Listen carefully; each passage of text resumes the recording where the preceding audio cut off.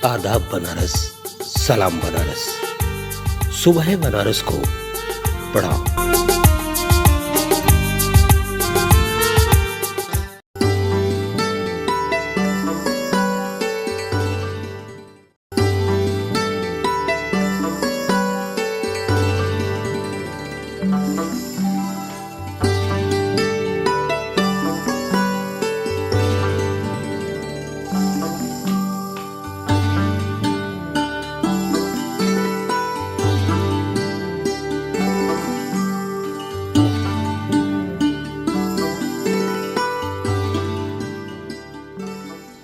उप प्रधानाचार्य प्रवीण कुमार श्रीवास्तव जी,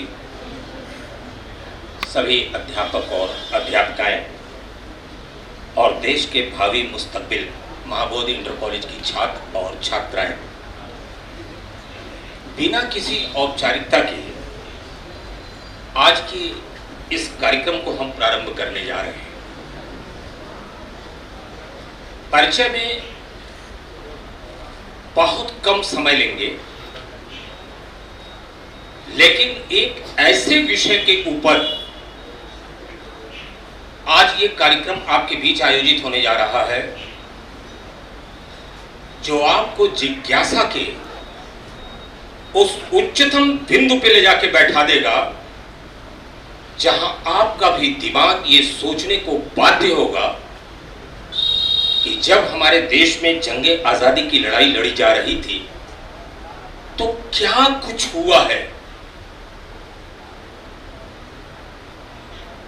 कहीं ऐसा तो नहीं कि मिट्टी में वो दफन हो गए जिनको हम जानते ही नहीं आज तक, जिनकी शहादत की चर्चा ही नहीं करते। चलिए बहुत विस्तार में न जाके आज हमारे बीच एक ऐसी शख्सियत है जिन्होंने कभी हिंदुस्तान के अंदर जब नेल्सन मंडेला आए थे तो उनको पूरे वाराणसी को घुमाने का श्रेय है। गाइड का कार्य किया था उन्होंने। एक ऐसी शख्सियत हमारे बीच बैठे हैं जिनका जन्मदिन भी बड़ा अजीब सा है। अजीब इसलिए कि संयोग कह लीजिए, फिल्मी दुनिया के बेहतरीन एक्टर दिलीप कुमार का वो जन्मदिन है। हिंदुस्तान के जाने माने दार्शनिक ओशो का जन्मदिन है।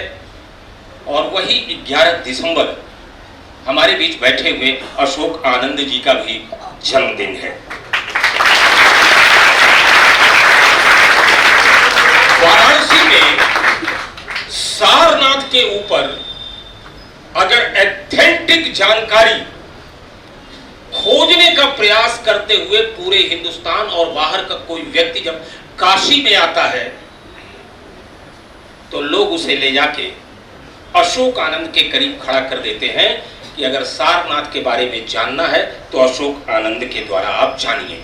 मैं बिल्कुल समय नहीं लूंगा और कार्यक्रम भी आप देख रहे हो बड़े अजीब ढंग से प्रारंभ हो रहा है, सीधा सीधा उद्बोधन करके कार्रवाई डाली जा रही है।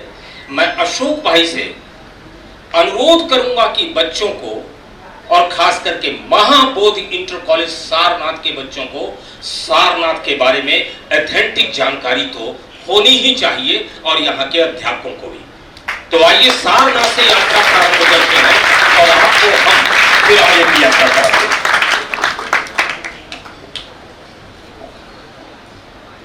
आदरणीय गुरुजन वृंद, प्यारे बच्चों, तुम सब सारनाथ स्थित महाबोधि इंटर कॉलेज में अध्ययन करते हो, ज्ञानार्जन करते हो। भगवान बुद्ध भी यहाँ आए थे और उन्होंने ज्ञान दिया था। क्या मैं जान सकता हूँ कि कब ज्ञान दिया था? कोई बच्चा हाथ उठा के हमको बता दे। जब हम गुरु पूर्णिमा मनाते हैं आषाढ़ पूर्णिमा को, तो लगभग 2500 साल पहले भगवान बुद्ध यहाँ आए थे और उन्होंने ज्ञान दिया था। चलिए एक सवाल और करेंगे, उसके बाद हम चर्चा करेंगे सारनाथ के ऊपर।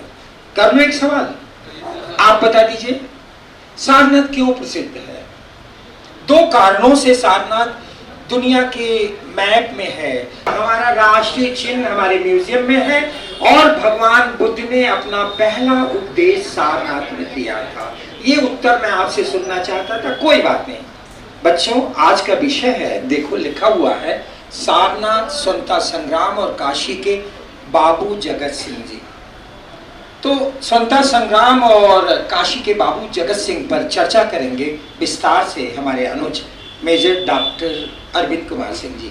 मैं बहुत ही संक्षेप में एक भूमिका सारनाथ पर आप सबको दे देना चाहता हूं।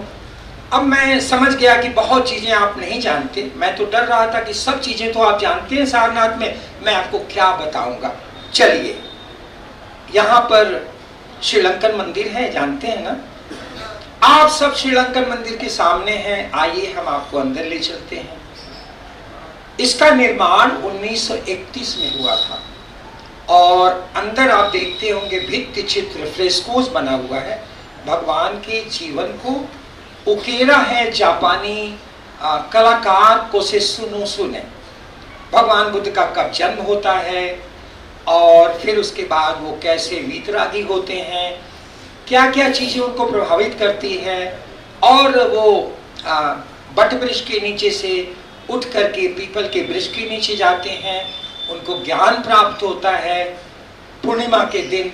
क्या आपको पता है कि भगवान बुद्ध का जन्म वैशाख पूर्णिमा को हुआ था?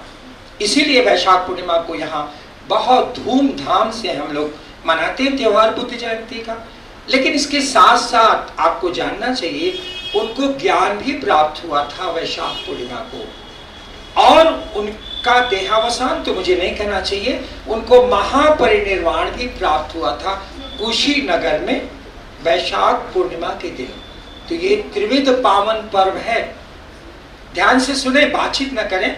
ये त्रिविध पावन है, 3 तरह से बहुत ही महत्वपूर्ण ये दिन है वैशाख पूर्णिमा का। आप मंदिर के बगल में एक बड़ा वृक्ष देखते हैं पीपल का, जिसको हम सब बोधि वृक्ष कहते हैं। जब मंदिर का निर्माण हो गया 11 नवंबर में 1931 में आम आदमियों के लिए खोला गया, तो दूसरे दिन पूज्य अनागारिक धम्मपाल जी ने श्रीलंका से, अनुराधापुरा से लाके कुछ शाखाएं यहाँ लगा दी।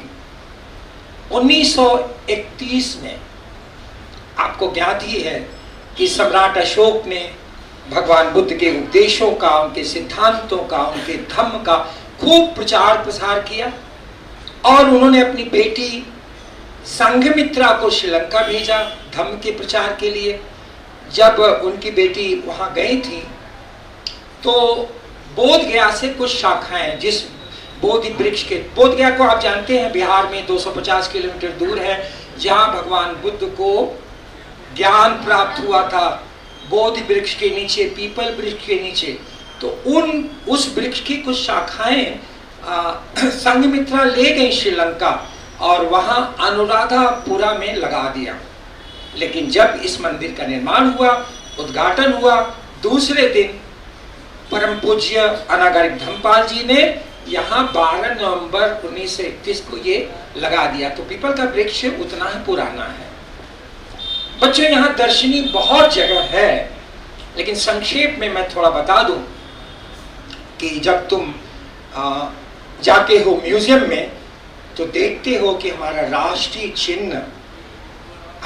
चिन्ह क्या है मालूम है किसी को? कोई भी बता दे, कोई भी हाथ उठा के बता दे। इस विद्यालय का कोई बालक खड़ा होके बता दे, कोई बता दे राष्ट्रीय चिन्ह क्या है? नहीं, बैठ जाइए।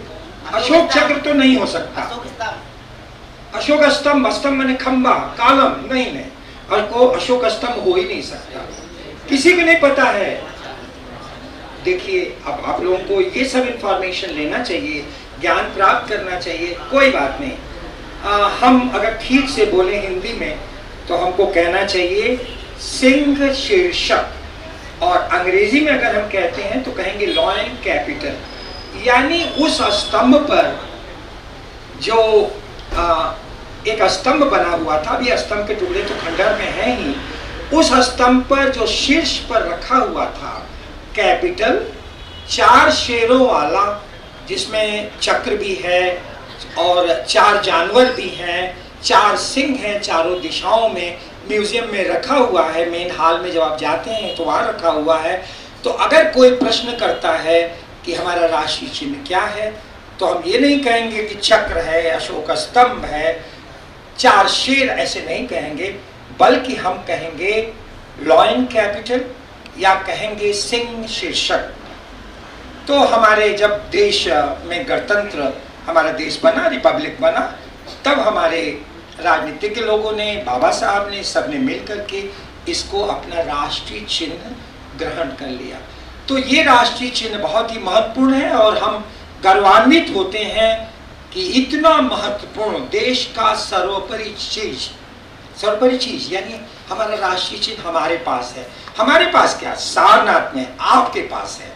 तो आपको गर्व महसूस करना चाहिए। और जब आप म्यूजियम जाएंगे, कभी वक्त मिले, चलिए, मैं वादा करता हूं कि कभी वक्त होगा तो सारे बच्चे वहां चलेंगे, मैं लेक्चर दूंगा, एक एक चीजों को म्यूजियम में बताऊंगा, खंडहरों में बताऊंगा, सब कुछ। मैं थोड़ी सी खंडहर की बात कर लूं। आप जब खंडहरों में जाएंगे तो खंडहरों की उम्र, उस खंडहर के रूइंस की, ध्वंसावशेषों की उम्र को आपको जानना चाहिए। तो आप वहाँ म्यूजियम के कोने में एक दुकान है, वहाँ आर्कियोलॉजिकल सर्वे ऑफ इंडिया ने किताब छापी है, सारनाथ, हिंदी और अंग्रेजी में उपलब्ध है, उसको आप पढ़िए। 3वीं शताब्दी से लेकर, सम्राट अशोक के समय से लेकर के 12वीं शताब्दी तक इसका विकास हुआ।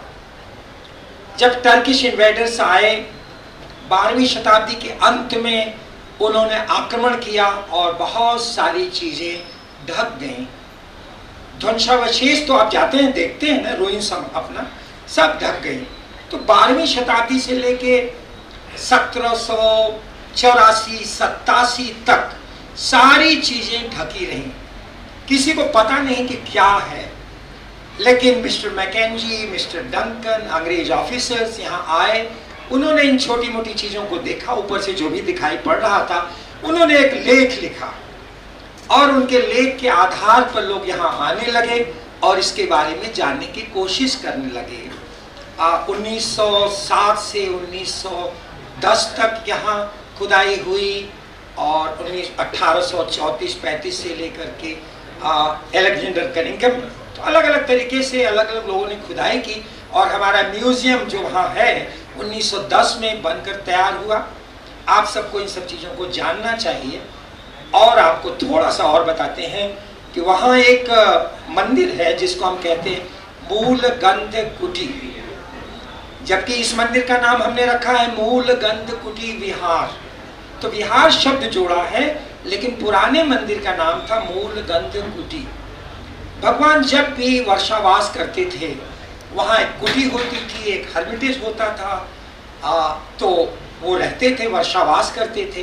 तो यहाँ भी जब आप जाएंगे खंडहरों में तो मूलगंध कुटी देखेंगे और मूलगंध कुटी के ठीक पीछे ही अशोक स्तंभ था, हमारा राष्ट्रीय चिन्ह था, उसके टुकड़े, उसके फ्रैगमेंट्स आप वहाँ देख सकते हैं। तो आप जानते हैं कि मूलगंध कुटी करीब करीब 200 फीट यानी 61-62 मीटर ऊंचा था। कल्पना करिए कि 200 फीट ऊंचा था। वर्तमान में जो हमारा धमेक स्तूप है उसकी ऊंचाई से भी दूना, इतना बड़ा वहां मंदिर था। तो उसको हम लोग मूलगंध कुटी कहते थे। ठीक मूलगंध कुटी के बगल में एक और स्तूप था जिसको आज आर्कियोलॉजिकल सर्वे ऑफ इंडिया के रिपोर्ट्स में जो उनकी किताबें पब्लिश हुई हैं उसमें कहते हैं धर्मराज का स्तूप। लेकिन बच्चों, तुम जानते हो कि सारनाथ कैसे स्वतंत्रता संग्राम की लड़ाई से, संघर्ष से जुड़ गया, उसकी विस्तृत चर्चा करेंगे अनुज डॉक्टर अरविंद। मैं थोड़ा सा तुमको बता दूं कि लगभग 1784, 85, 86, 87 इनके आसपास जब बाबू जगत सिंह मोहल्ला तो तुम लोग जानते ही हो, तो वहीं के बाबू जगत सिंह थे। यहाँ उनके लोग आए और उन्होंने थोड़ा सा देखा कि ईंट पत्थर है, खुदाई वगैरह शुरू किया। तो वहाँ पर उनको एक मंजूषा मिली। मंजूषा में भगवान बुद्ध की अस्थियां थी। सारे लोगों ने वहां ढक दिया उसको, और उस स्थान का, उस स्तूप का नाम बाबू जगत सिंह स्तूप कहने लगे। उस स्थान का नाम बाद में आर्कियोलॉजिकल सर्वे ऑफ इंडिया ने उसे धर्मराज अशोक से जोड़ दिया। तो अब बात वहां से शुरू होती है तुम्हारी कि वो स्तूप कैसे जुड़ा है हमारे बाबू जगत सिंह से, कैसे ये फ्रीडम फाइटर जगत सिंह से, स्वतंत्रता संग्राम की लड़ाई से। तुम तो केवल पढ़ते हो कि 1857 में मंगल पांडे आदि की बात पढ़ते हो ना अखबारों में, उसमें अपनी किताबों में, कैसे विद्रोह किया लोगों ने, सैनिकों ने, कैसे पहली लड़ाई हम मानते हैं कि स्वतंत्रता संग्राम की पहली लड़ाई 1857 में हुई। लेकिन बच्चों नहीं, 1700 इसमें लिखा भी है कहीं 1787 से 1799।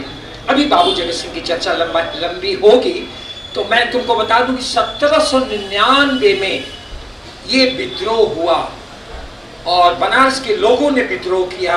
बहुत से अंग्रेज मरे, बहुत से हमारे बनारस के लोग मरे और अंग्रेजों से लड़ाई ली। तो ये एक नई इतिहास में नई खोज पैदा करती है, और उन पर अभी एक किताब भी आ गई है, बाबू जगत सिंह, बनारस के विस्मित जन आए, अंग्रेजी और हिंदी में बाबू जगत सिंह जी। इसके पहले कि मैं डॉक्टर अरविंद को कहूं कि ये चर्चा करें, क्योंकि बहुत सारनाथ का विस्तार नहीं करना है, आज का विषय हमारा बाबू जगत सिंह पर है, तो मैं थोड़ा परिचय देने से खुद को रोक नहीं पा रहा हूं, क्योंकि बहुत एक्टिव है हमारे प्रिय doctor major Arvind Kumar Singh ji. Uday Pratap college में भूगोल के अध्यापक रहे हैं। आप भूगोल पढ़ाते हैं, जैसे आपका कॉलेज है वैसे उदय प्रताप कॉलेज आप जानते ही हैं। और वहां से इन्होंने 4-5 साल पहले अवकाश प्राप्त कर लिया और सामाजिक, सांस्कृतिक और शैक्षणिक सरोकारों से अब बहुत गहराई से जुड़ गए। इसी क्रम में ये लेक्चर हम लोगों का आपको है। ये तो सामाजिक काम है, और एनसीसी के मेजर के रूप में अपने दायित्वों का निर्वहन बखूबी किया है। आदरणीय प्रवीण जी जुड़े रहे हैं मेजर साहब से, तो इनके बारे में ये खूब जानते हैं। और आपके विशेष योगदान के आलोक में मैं बता दूं कि इनको 2 बार रक्षा मंत्रालय, मिनिस्ट्री ऑफ डिफेंस से 2 बार सम्मानित किया गया। और आप यूट्यूबर हैं, यूट्यूबर जानते हैं आप लोग ना, बहुत अच्छा, राठी को सुना होगा, ठीक है। तो आप यूट्यूबर हैं और लगभग 100-150 इनके डॉक्यूमेंट्रीज भी इनके उस पर है, उसका नाम है काशी दर्शन। तो जब भी आपको समय मिलेगा तो आप उसको देखिएगा। काशी के बाबू जगत सिंह पर जब शोध चल रहा था, क्योंकि शोध कमेटी से जुड़े थे, मैं भी जुड़ा हूँ, ये भी जुड़े हैं, तो प्रोजेक्ट के सक्रिय सदस्य के रूप में 1799 हुई बगावत में जो मारे गए अधिकारी थे, उनकी कब्रों के बारे में किताबों में तो था, डॉक्यूमेंट्स में तो थे, आर्काइव्स में मिला, लेकिन पता नहीं कि ये कब्रें कहाँ हैं बनारस में। उसको चिन्हित करने का श्रेय जाता है डॉक्टर अरविंद सिंह जी को। एक तालियां तो चाहिए इनके लिए। बच्चों, राजनीतिक, सामाजिक, सांस्कृतिक और शैक्षणिक विषयों पर बेबाक बोलते हैं, बिना किसी हिचक के, बिना डरे हुए कि क्या होगा, मैं क्या कह रहा हूं। ऐसे ही शख्सियत को हम नाम देते हैं या संज्ञा से अभिहित करते हैं डॉक्टर अरविंद कुमार सिंह जी। एक सक्रिय सामाजिक कार्यकर्ता हैं, एक अनुशासित भारतीय हैं। शब्दों पर ध्यान देना, मैं कहीं से अतिरंजना नहीं कर रहा हूं, कहीं से एग्जेजरेट नहीं कर रहा हूं। देश प्रेम के जज्बे से जब तुम लोग सुनोगे तब तुमको पता लगेगा कि मैं क्या कह रहा था। देश प्रेम के जज्बे से ओतप्रोत हैं और ऐसे एक व्यक्तित्व हैं जो राष्ट्र के जागरूक नागरिक हैं, जगे हुए नागरिक हैं। डॉक्टर, मैं निवेदन करता हूं कि अपनी बात तुम लोगों के बीच रखें।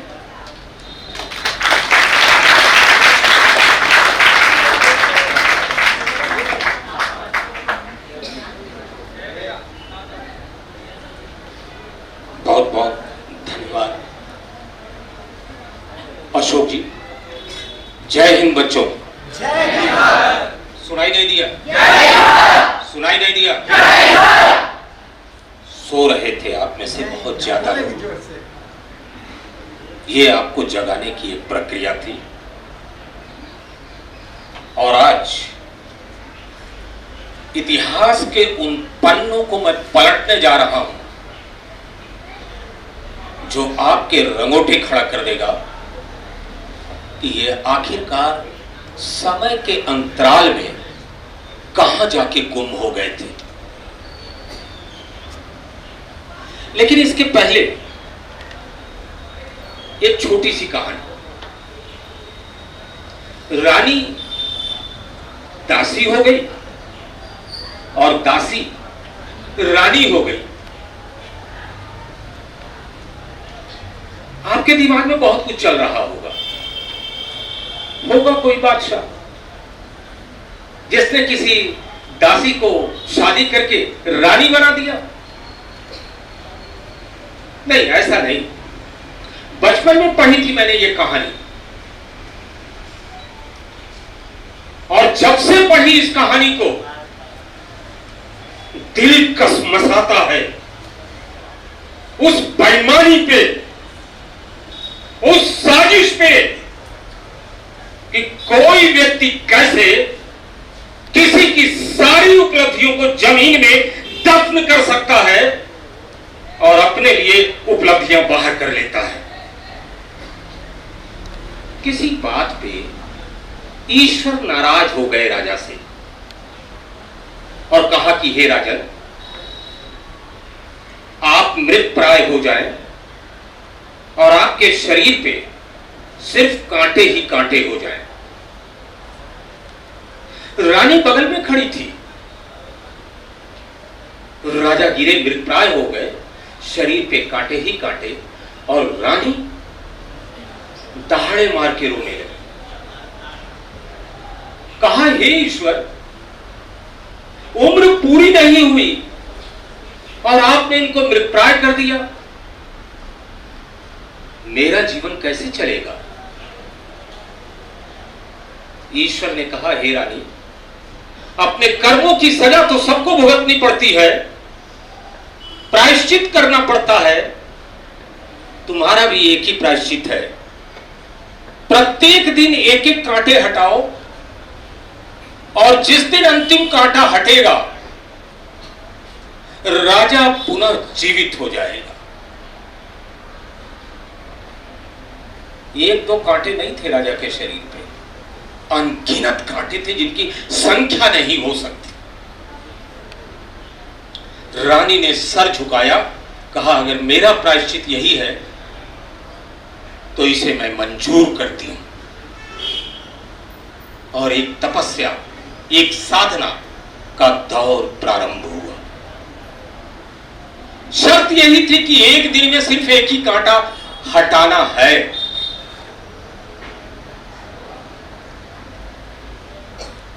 बीस 25 वर्षों की सेवा के बाद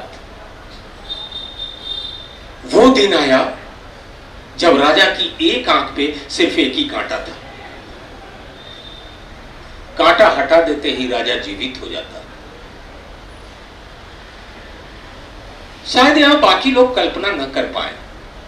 हमारी मात्र शक्ति कल्पना कर सकती है कि अगर कोई नारी 15-25 वर्षों से प्रतीक्षा कर रही हो जिस व्यक्ति की, उसके जीवित होने का वक्त आया हो तो उसके मन में खुशियां कैसे हिलोरे मार रही हो।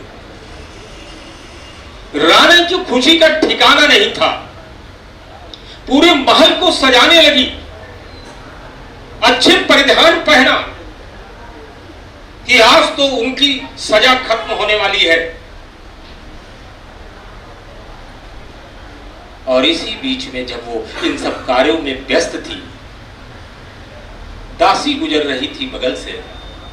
उसने कहा, अरे एक ही कांटा तो हटाना है, हुजूर जिंदा हो जाएंगे, हुजूर कितना खुश होंगे, रानी साहिबा तो हमको माला माल कर देंगी।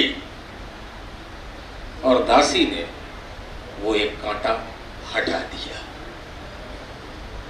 राजा की आंखें खुली, कहा, अरे तुमने मेरे लिए अपनी जिंदगी खपा दी। रानी दौड़े हुए आई, पैरों में गिर पड़ी, रोने लगी, जिंदगी मैंने खपाई है। राजा कहे, क्या बकती हो, जो आंखों से देख रहा हूं उसे सच मानूं? या जो कानों से सुन रहा हूं उसे सच मानूं? हिंदी साहित्य की कहावत भी गलत साबित हो गई कि आंखों देखा सच होता है। दासी रानी हो गई और रानी, लेकिन अभी दर्द आपके अंदर उठा नहीं है। दर्द मैं उठाता हूं आपके अंदर। किसी व्यक्ति ने जंगे आजादी के बाद एक तराना लिखा,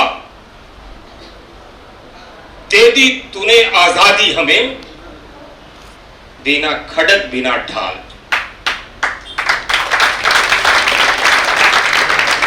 अच्छा लगा ना ये लाइन आपको? अब थोड़ी देर के बाद आप ताली बजाना भूल जाएंगे। इस तराना लिखने वाले के हाथ नहीं कांपे जब उसकी स्मृतियों में ख्याल आया होगा कि 18 साल के लड़के खुदीराम बोस को अंग्रेजों ने फांसी पे लटका दिया। इसके हाथ नहीं कांपे उस स्मृतियों को याद करके जब उधम सिंह जैसे लड़के को, 22 साल की उम्र वाले लड़के को अंग्रेजों ने फांसी के फंदे पे लटका दिया। कैसे इस आदमी की स्मृतियों को धक्का नहीं लगा जब उसे यह पता चला होगा कि 24 वर्ष के उम्र के भगत सिंह को कल लटकाना है तो आज फांसी पे लटका दिया अंग्रेजों ने। कैसे इन स्मृतियों को धक्का नहीं लगा इन लाइनों को लिखने वाले को कि जब उसे पता चला कि जलियांवाला बाग को लाखों लाख लोगों की लाशों से अंग्रेजों ने पाट दिया। अब बजाइए तालियां। इनकी स्मृतियां नहीं आती। बिना खड़े बिना ढाल देश को आजादी मिल गई। ये तमाचा नहीं है शहीदों के गाल पे या मरने वालों के लिए, इससे बड़ी गाली हो नहीं सकती। लेकिन अभी तो मैंने पन्ने ही नहीं पलटे इतिहास के।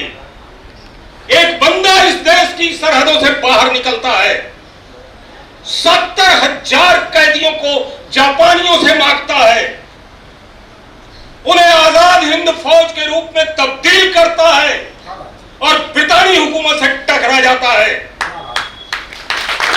वो सिर्फ देश को आजाद करने की बात नहीं कर रहा है। वो बंदा 21 अक्टूबर को 3 द्वीपों के ऊपर हिंदुस्तानी झंडा गाड़ के हिंदुस्तान को आजाद करने की घोषणा कर देता है अंग्रेजों के जीते जी।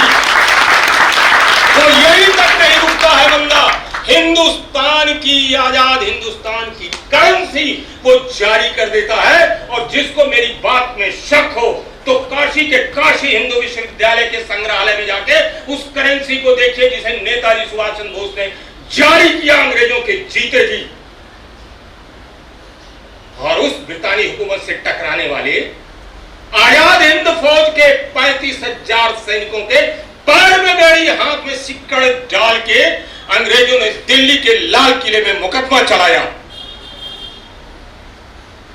और कहा कि अगर ये युद्ध अपराधी हैं तो इनका कमांडर इन चीफ वो जिंदा या मुर्दा हमको चाहिए।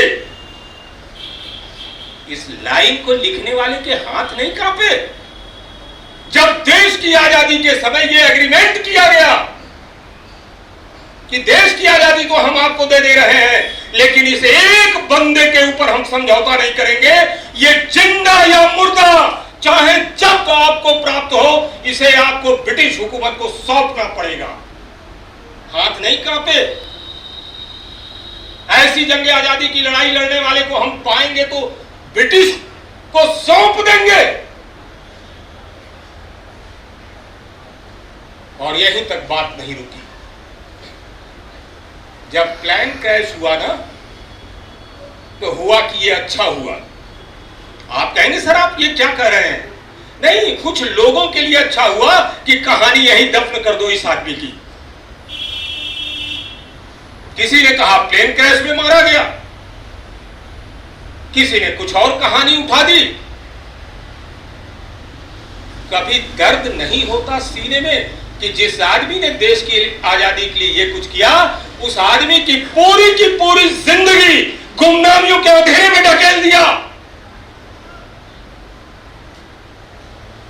आज अगर मैं सेलुलर जेल की घटनाएं सिर्फ आपको बताने लगूं, आप में से कितने लोगों की रूह कांप जाएगी।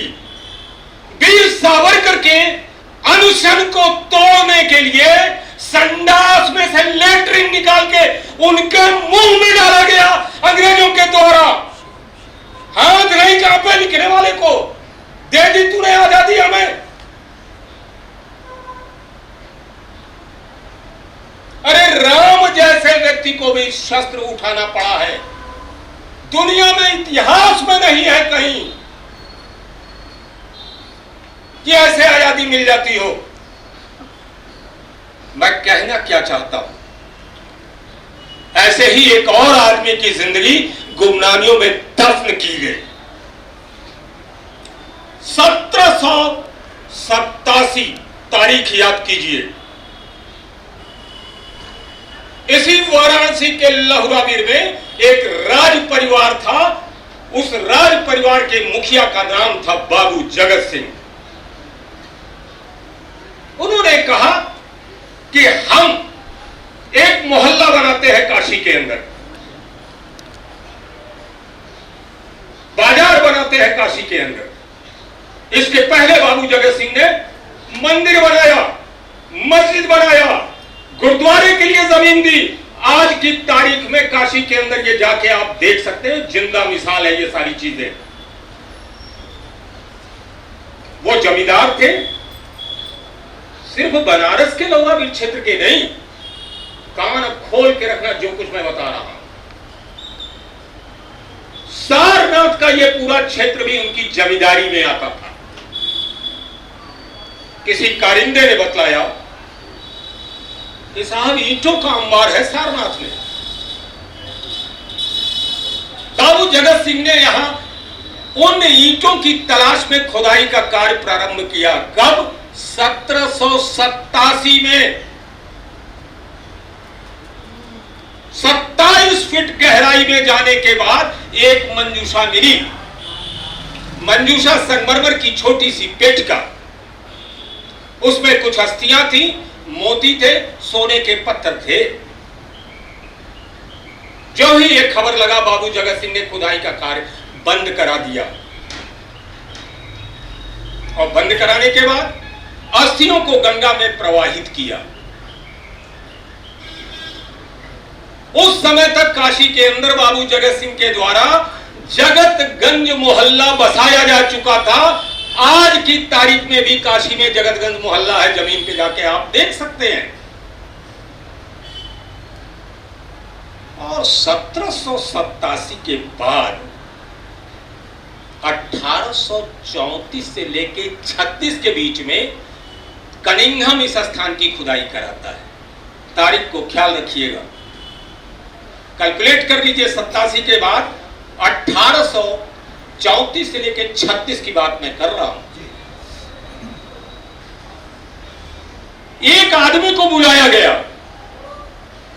कनिंघम पूरा अध्ययन करके आया था कि यहां पहले भी खुदाई हो चुकी है।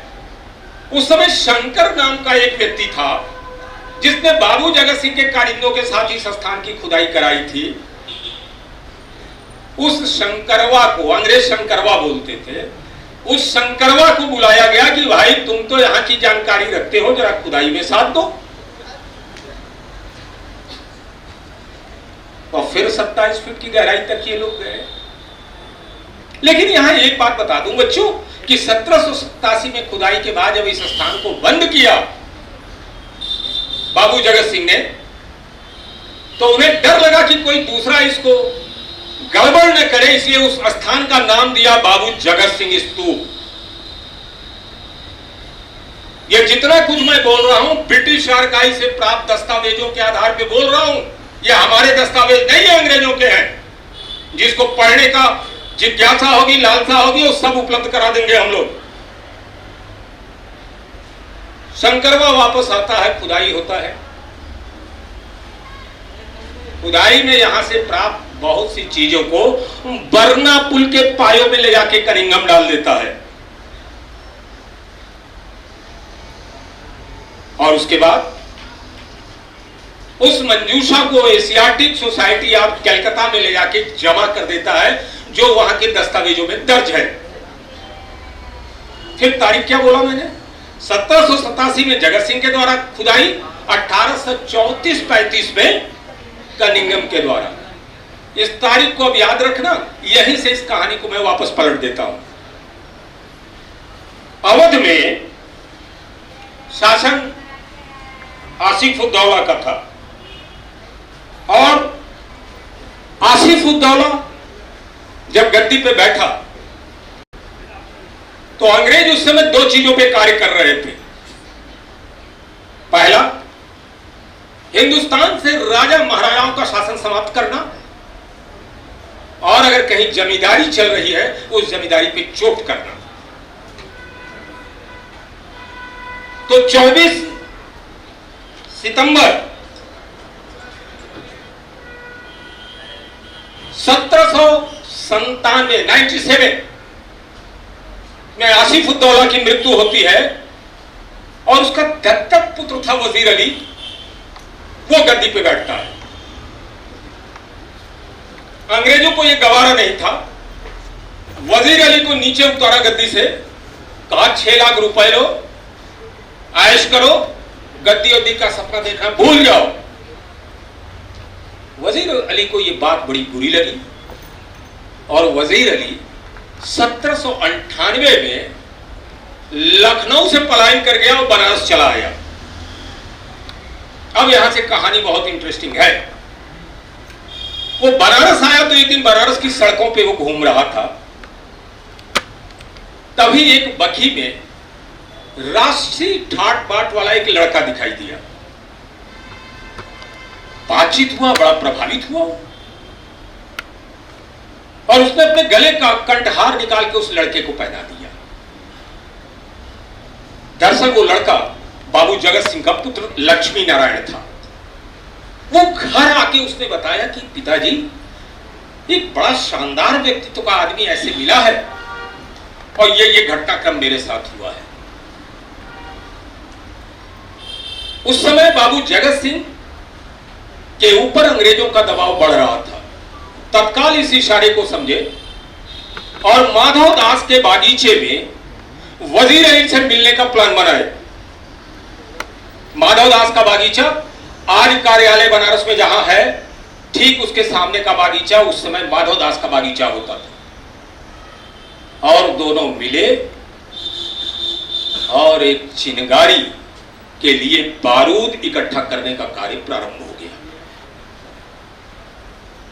अभी इन सब चीजों पे ये लोग विचार कर रहे थे, तब तक कमांडर चेरी जो काशी के अंदर था, अंग्रेजों का नुमाइंदा, उसको निर्देश आया कि वजीर अली को खोजो और उसे बनारस से कलकत्ता भेजो। और इधर वजीर अली जगत सिंह के साथ अंग्रेजों को सबक सिखाने के लिए षड्यंत्र के ऊपर कार्य कर रहा था।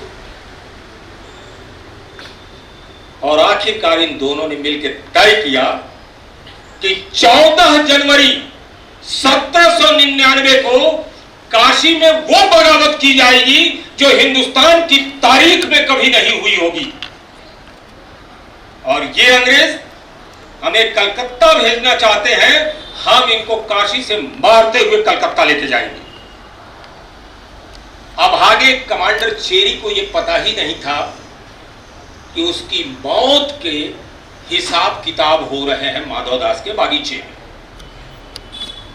और देखिए, संयोग या जो भी आप कह लें, उसी 14 तारीख को मिलने का निमंत्रण वजीर अली को कमांडर चेरी ने अपनी तरफ से भेजा। यह एक संयोग था, ऐसा कहा जाता है। पूरी तैयारी करके वजीर अली छावनी इलाके में जहां कमांडर चेरी रहता था, वहां अपने लाव लश्कर के साथ पहुंचा। और थोड़ी देर के बातचीत के बाद जब कमांडर चेरी ने कहा कि तुम्हें कलकत्ता जाना होगा, तब तक वजीर अली के एक बंदे वारिस अली ने कहा कि देखते क्या हो, मारो इसको। और तुरंत वजीर अली उठा और उसने खंजर उठा के उसके सर पे दे मारा। कमांडर चेरी समझ गया कि आज मौत से कम पे यहां कोई हिसाब नहीं होना है। भागा वो अपने घर के बागीचे में, वहां पकड़ के उसकी बोटी बोटी काट दिया वजीर अली और उसके साथियों ने। और इस बीच बाबू जगत सिंह ने बनारस के सारे हदों की नाकेबंदी कर दी। मड़वाड़ी घाटों के ऊपर तमाम घुड़सवार सशस्त्र दस्तावेज वहां खड़े कर दिए गए कि अगर कोई सहायता कमांडर चेरी को बाहर से दी जानी है तो न मिलने पाए, और अगर बनारस के अंदर से कोई भागना चाहे तो उसे भागने की स्थिति में न डाला जाए, सबका स्लॉटर इस काशी की धरती पे कर दिया जाए।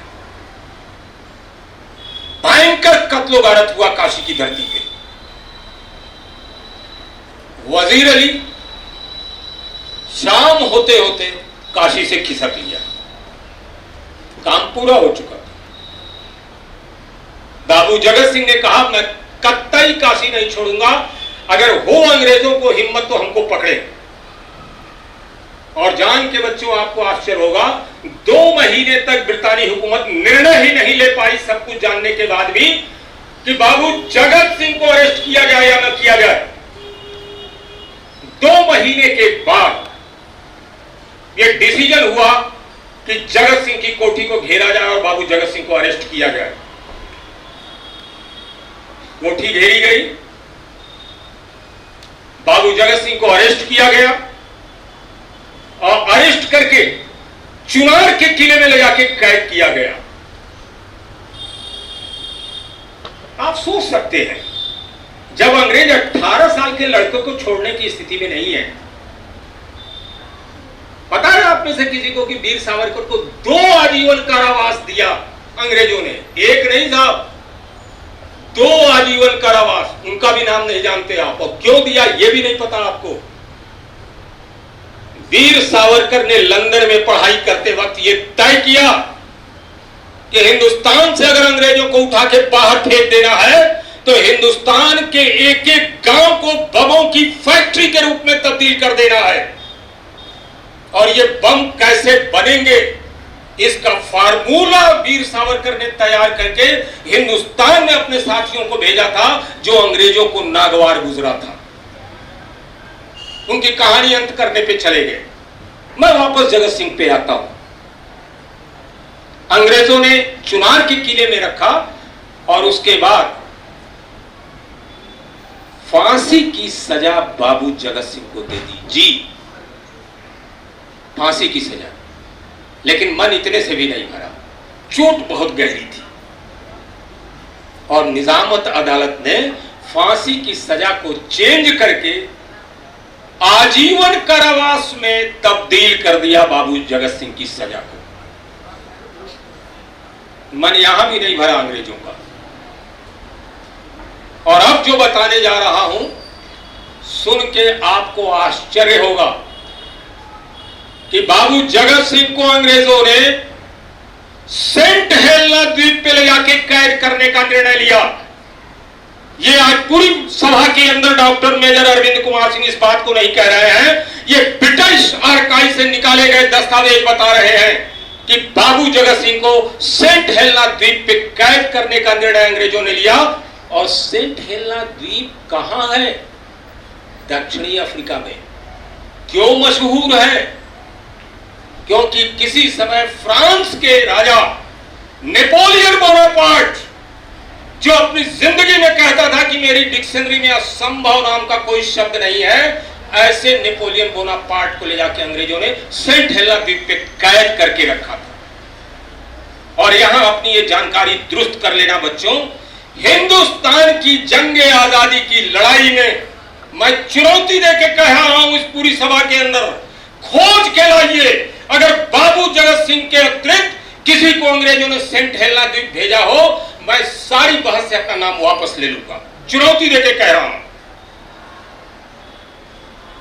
इसका मतलब था कि आप अंदाजा लगाइए, सेंट हेलेना द्वीप या सेलुलर जेल के ऊपर भेजे गए जो स्वतंत्रता संग्राम के सेनानी थे, वो अंग्रेजों के लिए कितने महत्वपूर्ण और कितने खतरनाक थे।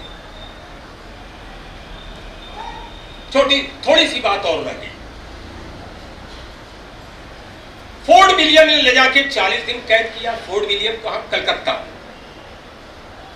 और फिर निर्णय लिया सेंट हेलेना द्वीप भेजो। ऑस्ट्रेलिया नामक जहाज पे बैठा के बाबू जगत सिंह को सेंट हेलेना द्वीप ले जाया जा रहा था।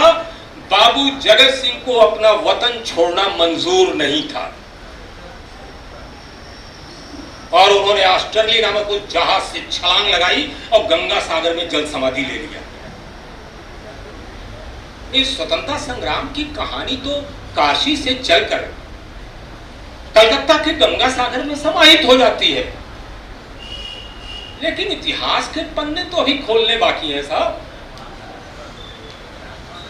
अंग्रेजों ने गांव-गांव लोगों को पेड़ों पे लटकाना शुरू किया फांसी के रूप में, जो जो इस बगावत में शामिल थे, चुन चुन कर। ऐसे ही 2 तलवारबाज काशी में थे,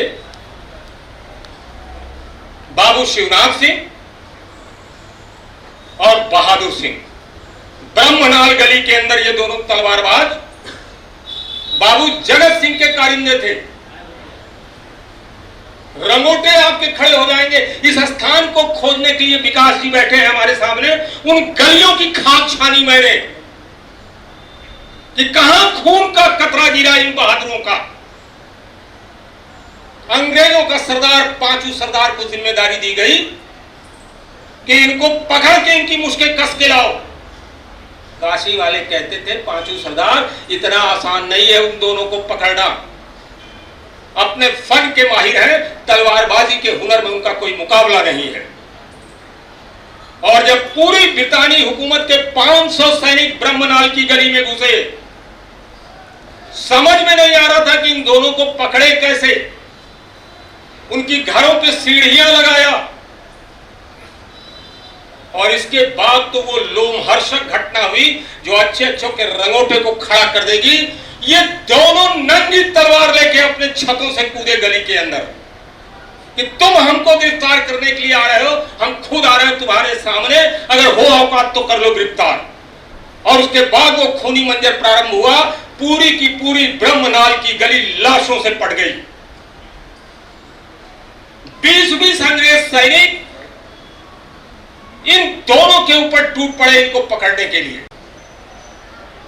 और अंत में इन दोनों की गर्दनें काट दिया। पकड़ने की तो बात ही अलग थी। और इसके बाद का जो बताऊंगा, इतिहास के पन्नों के गोरा बादल की याद आपके दिमाग में ताजा कर देगा। इतना अंदर जोश था, खून का इतना उबाल था कि गर्दनें कट जाने के बाद भी इन 2 बहादुरों के धड़ ब्रितानी हुकूमत के सैनिकों से टकरा रहे थे, फिर भी जमीन पे गिरने को तैयार नहीं थे।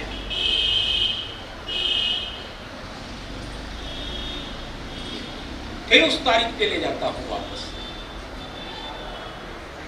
1700 जहां खुदाई हुई थी और उसके बाद 1834 से 36। भाई 1834 से 36 के बीच कनिंघम आया यहां पे। यानी जब कनिंघम आया तो बाबू जगत सिंह की शहादत की कहानी समाप्त हो चुकी होगी। अंग्रेजों के द्वारा उनको देश में बगावत करने का अपराधी घोषित किया जा चुका होगा।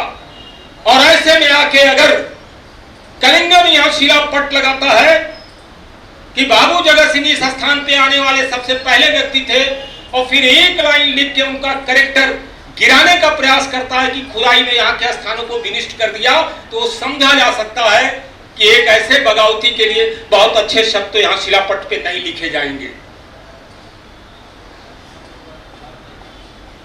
और फिर यहीं से अब ये कहानी उस शुरुआत बिंदु पे लेके जाके मैं समाप्त कर दूंगा जहां से ये स्टार्ट हुआ। मैं इसी महाबोधि इंटर कॉलेज में एक दिन बैठा हुआ था, अशोक भाई भी थे, और एकाएक प्रवीण जी ने मुझसे कहा कि डॉक्टर साहब, जगतगंज राज परिवार के कुछ लोग आने वाले हैं, वो यहां पुरातत्व की खंडहर में जाना चाहते हैं। विश्वास जानो मित्रों, मुझे उस समय तक राज परिवार के बारे में जानकारी नहीं थी। हम लोग उठ के गए थे वहां उस शिलापट को देखने के लिए, और प्रदीप नारायण सिंह 6वीं पीढ़ी के अंश जो बाबू जगत सिंह के परिवार के हैं, उन्होंने किनारे ले जाके जो बात मुझसे कहा था वो मेरे दिल में अंदर तक घुस गई। उन्होंने कहा था, मेजर भैया कितना दर्द बर्दाश्त करे ये राज परिवार, अपने लिए नहीं, एक मोहल्ले को बसाने के लिए कुछ ईंटों को क्या निकाल लिया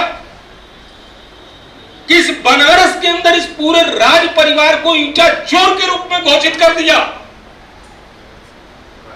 अरे हम फ्रीडम फाइटर नहीं है, हमारा खून धरती पे नहीं गिरा है, हम तो ईंटा चोर हैं इतिहास और कार्यों के अंतर्गत। और यह दाग मैं मिटा के छोड़ूंगा, चाहे मेरी पूरी जिंदगी ही क्यों न खप जाए। और प्रदीप नारायण सिंह जी ने 5 वर्षों के शोध के बाद हिंदुस्तान के आर्काई का कोई पन्ना नहीं होगा जिसको पलटा ना हो, ब्रिटिश आर्काई का कोई कागज नहीं होगा जिसको उन्होंने छाना ना हो। और जब उसके बाद ये कहानियां निकल के आने लगी तो फिर मुझे याद आने लगा, हाथ नहीं कांपे तुम्हारे लिखते हुए, दे दी तूने आजादी हमें। कहां है तुम्हारे तराने में शहीदों के नाम, कहां है वीर सावरकर का नाम? दासी को रानी बना रहे हो, जिन्होंने अपने खून पसीने से तिरंगे को सींचा, उनको गाली दे रहे हो। और उसी समय कसम खाया कि ऐसा होने नहीं दूंगा। सुभाष चंद्र बोस के ऊपर हमारी हैसियत नहीं, लेकिन बाबू जगत सिंह के इस पूरी स्थिति को हम खोज के निकालेंगे और युवा पीढ़ी को बताएंगे कि सच क्या है, जानो। और फिर इसी के ऊपर अंतिम बात कह के बात समाप्त करूंगा। मैंने कहा कि मैं डॉक्यूमेंट्री बनाऊंगा, इस सच से बताऊंगा नौजवान पीढ़ी को। लेकिन जब बैठा टेबल पे लिखने के लिए, मित्रों 3 दिन तक कलम नहीं चला पाया। कागज पे लिखना आसान है, डॉक्यूमेंट्री में आप कैसे 225 वर्ष पहले की चीज दिखाएंगे? कहां से लाएंगे भरने के लिए पेट उसका? और एक दिन एक वाक्य दिमाग के अंदर गूंजने लगा बार बार कि अगर बनारस में 14 जनवरी 1799 को कत्लोगारत हुआ तो जो अंग्रेज अधिकारी मारे गए उनकी लाशें इंग्लैंड नहीं गई होंगी, यही काशी में दफन की गई होंगी। और मैंने कहा कि मैं खोजूंगा ये है कहां काशी में। और उसके बाद मैं ईसाइयों के कब्रिस्तान खोजने लगा। डीआईजी कॉलोनी के पास कब्रिस्तान ईसाइयों का, छावनी इलाके में कब्रिस्तान ईसाइयों का, मामूरगंज के पास कब्रिस्तान ईसाइयों का। और मैं जब डीआईजी कॉलोनी के कब्रिस्तान में गया, मुर्दों के भी कब्रिस्तान में गेट पे ताला लगा था कि मुर्दे न भाग जाए बाहर। मैं छादवाली डाक के अंदर गया और जो कब्र देखा तो मेरी तो होश उड़ गई। मुझे लगा यही कब्र होनी चाहिए। झाड़ झंखाड़ को हटा के जब अंदर गया और ऐसे हाथ साफ किया तो ऐसा लगा बच्चों कि जैसे 225 वर्ष पहले यहां दफन किए गए लोग इंतजार कर रहे थे कि डॉक्टर मेजर अरविंद कुमार सिंह जी आएंगे और हमारी कहानी जनता को ले जाके बताएंगे। और क्या लिखा था? उन 4 अंग्रेज अधिकारियों का नाम लिखा था उस पे, commander Cherry, captain Conway, Richard Evans और ग्राहम। लेकिन ये मेरे लिए आश्चर्यजनक नहीं था बच्चों। उस पे यह भी लिखा था कि ये कब मारे गए, तो 14 जनवरी 1799। 14 जनवरी 1799। यह भी आश्चर्यजनक मेरे लिए नहीं था। अब तो अगली पंक्ति जो मैंने पढ़ी, मेरा दिमाग ही शून्य हो गया कि अंग्रेज इतना जिंदा सबूत दे के क्यों गए। अंतिम वाक्य लिखा था, मरने वालों के साथ साथ मारने वाले का भी नाम लिखा था, मर्डर्ड बाय वजीर अली। जिसको देखना हो यहां स्क्रीन के ऊपर ये लगा हुआ है। ये है वो जगत सिंह स्तूप जिसको बाद में धर्मराज का स्तूप कर दिया गया, और ये नाम भी मैंने उठा के रख दिया है, इसके ऊपर अंग्रेज अधिकारियों का लिखा हुआ है, और ये नीचे लिखा हुआ है हु वेयर मर्डर्ड बाय वजीर अली जनवरी 14, 1799। मैं हवा में बातें नहीं कर रहा, आपके सामने सबूतों पे बात कर रहा हूं। इन्हीं शब्दों के साथ आज इस आशा और विश्वास के साथ आपके बीच ये बात कह के जा रहा हूं कि अगर कोई भी देश के शहीदों की शहादत का अपमान करे तो उसकी कलाई उठ के पकड़ो। कि कितना तुमने जाना है सेलुलर जेल की कहानियां, नाखूनों से लिखा है उन्होंने कविताओं को। उस सेलुलर जेल के अंदर बहादुर शाह जफर के 2 लड़कों का सर कलम करके अंग्रेजों ने नाश्ते में पेश किया था। जाओ पूछो उनसे जो तराना लिखते हैं कि तुम्हारे परिवार और खानदान में कभी ऐसा हुआ क्या। मैं सिर्फ इतना कह रहा हूं, आप अपना गुणगान जितना करना है कीजिए, लेकिन किसी की शहादत को कम आंकने का हैसियत और ना ही आपका व्यक्तित्व है। और तब उन अंतिम पंक्तियों से इस कार्यक्रम का समापन कर दूंगा जो बहादुर शाह जफर ने लिखा था उन दीवालों पे। उम्र दराज मांग के लाए थे 4 दिन। उस दर्द को समझिए। उस सेलुलर जेल में मरता हुआ 80 साल का व्यक्ति जिसने 1857 में बगावत की बात सोची थी अंग्रेजों के खिलाफ, मैंने तो 1799 की काशी की बगावत की बात कही। आने वाले वक्त में 1857 प्रथम स्वतंत्रता युद्ध नहीं होगा, 1799 अब दर्ज होगा पूरे इतिहास के पन्नों में कि पहला स्वतंत्रता युद्ध काशी की धरती से हुआ था। उम्र दराज मांग के लाए थे 4 दिन, 2 आरजू में कट गए 2 इंतजार में। ये आरजू क्या थी, ये आरजू क्या थी और इंतजार क्या था, उसे बहादुर शाह जफर ने नीचे लिखा। उम्र दराज मांग के लाए थे 4 दिन, 2 आरजू में कट गए 2 इंतजार में। इन हसरतों से कह दो कहीं और जा बसे। हमारे दिल के अंदर जो इच्छाएं हैं उनसे कोई कह दो कि कहीं और चले जाओ। इतनी जगह कहां है दिले दागदार में, और कितना बदनसीब है जफर। ये लाइन झकझोर देती है कि कितना बदनसीब है जफर जिसे 2 गज जमीन तक न मिली कुएं जाके। दफन होने के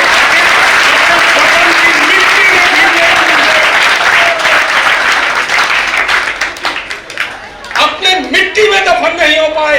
और लिखने वालों ने तो यार क्या से क्या लिख दिया। एक बार फिर इन शहीदों की शहादत को, बाबू जगत सिंह जैसे अनगिनत उन शहीदों को जिनकी कहानियां अभी वापस नहीं आई, उनसे बाहर निकलकर मैं उन सबको सर झुकाता हूं अदब से। और सारनाथ को विशेष करके सर अदब से झुकाता हूं इसलिए कि काशी की बगावत की बात अगर पूरे हिंदुस्तान में की जाएगी तो महाबोधि से पहले शुरू नहीं की जा सकेगी। इस धरती से और हम लोगों ने भी इस पूरे लेक्चर को पहली शुरुआत आपके विद्यालय से करने का इसलिए प्रयास किया था।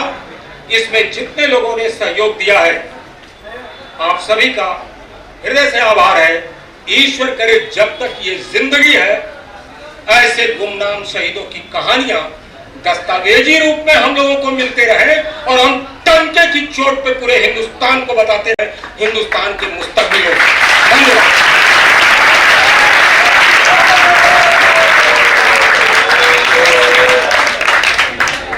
भारत माता की, भारत माता की, भारत माता की। बाबू जगत सिंह, बाबू जगत सिंह, बाबू जगत सिंह। हमने प्रार्थना सभा में ही आज आपको यह इशारे से बात बताया था कि आज जो कुछ भी इस कार्यक्रम के माध्यम से आपको बताया जाएगा वो कहीं न कहीं से जो इतिहास में जो कुछ दफन है, जो कुछ नहीं लिखा गया है, जो कुछ नहीं पढ़ा गया है, नहीं समझा गया है, वो चीज़ें निकल के आपके सामने आएंगी और आपको लगेगा कि ये एक बहुत आश्चर्यजनक चीज़ है जो आज तक दफन है इतिहास में। भगवान बुद्ध ने कहा था, मैं कह रहा हूं इसलिए मत मानो, तुम स्वयं उसको अनुभव करो और तब जानो। और साक्षात को प्रमाण की आवश्यकता नहीं होती है। जो कुछ साक्षात काशी की इस धरती पर है, जो कुछ बाबू जगत सिंह ने किया है, वो सब कहाँ से प्राप्त किए गए हैं उसका भी एक स्रोत है। अगर हवा में मेजर डॉक्टर अरविंद सिंह जी कोई बात कह रहे हैं तो उनके सुनने वाला कोई नहीं होगा, लेकिन तमाम दस्तावेजों के साथ, सबूतों के साथ यदि वो चीज़ रखी जा रही है तो सोचने के लिए मजबूर होना पड़ेगा। आज नहीं तो कल इतिहास बदलेगा और जो 1857 की प्रथम क्रांति थी वह 1799 की क्रांति बन करके आने में कोई हिचक नहीं होना चाहिए, कोई आपको अंदर से भय नहीं होना चाहिए कि यह इतिहास ही पलट सकता है। वास्तव में अंग्रेजों का वह काल था जिसके काल में सूरज कभी अस्त नहीं होता था। वह काल था अंग्रेजों का, और जितने भी उदाहरण दिए गए 18 साल, 22 साल, 20 साल, एक एक से नौजवान जो आपकी उम्र में थे के नौजवान थे, ब्रिटिश हुकूमत को उठा फेंकने के लिए काफ़ी थे। तो एक नया इतिहास के लिए हम तैयार रहें कि नया इतिहास आएगा और शुरुआत कहाँ से है? उसी सारनाथ की धरती से है जहाँ भगवान बुद्ध ने आज से लगभग 2500 साल पहले अपना प्रथम उपदेश दिया था। उसी धरती से सारे सबूत हैं, इसी काशी के सारे वो सबूत हैं जो एक इतिहास को नए तरीके से पेश करने के लिए तैयार होगा। मैं मंचासीन अपने बीच में अपने बड़े आदरणीय हैं अशोक आनंद जी, जो पर्यटन के क्षेत्र में बहुत अच्छी पकड़ आपके है। सारनाथ के हर स्थानों की बारीकी से उन्होंने बहुत अध्ययन किया है, और जब कोई अंग्रेज उनके पास आता है तो वो उन चीज़ों को बताते हैं। और हमारा काम यही है, निष्पक्ष रूप से हम चीज़ों को सही रूप में सामने वाले को बताएं, उसको तोड़ मरोड़ करके पेश करने की हम बात न करें, वो ज़्यादा प्रभावी हमारे लिए होगा। मैं आपका बहुत बहुत धन्यवाद देता हूँ कि आप यहाँ पर आए। कार्यक्रम के संचालन के साथ ही साथ अपने बाबू जगत सिंह को अगर चैप्टर लेकर आए हैं, ये निश्चित रूप से इतिहास बदलने वाला है। अपने ठीक बगल में दाहिनी तरफ बैठे हुए डॉक्टर मेजर अरविंद कुमार सिंह जी, वो शख्सियत हैं कि आपका खून यदि -70 डिग्री पर ठंडा हुआ है तो वो 100 डिग्री पर न उबलने लगे तो जो नहीं कहिए मैं वो हारने के लिए तैयार हूँ।